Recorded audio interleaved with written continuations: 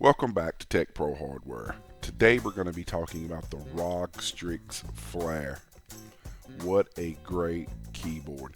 This is aura-based synced RGB mechanical gaming with red cherry MX switches, customizable badges, USB pass-throughs, and media controls that are actually on the left side, not the right side, which is a great benefit.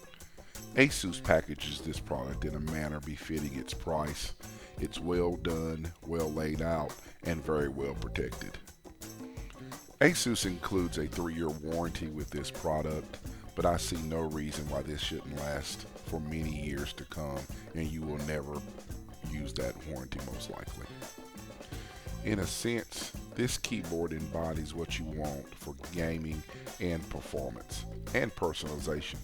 The Rog Strix Flare features responsive Cherry MX RG switches, the red, and like I mentioned before, it has Asus R-Sync technology.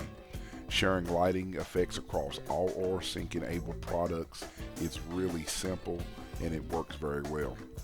You can take control of your gaming experience with on-the-fly macros, USB pass-throughs, integrated media controls, and a customizable logo badge.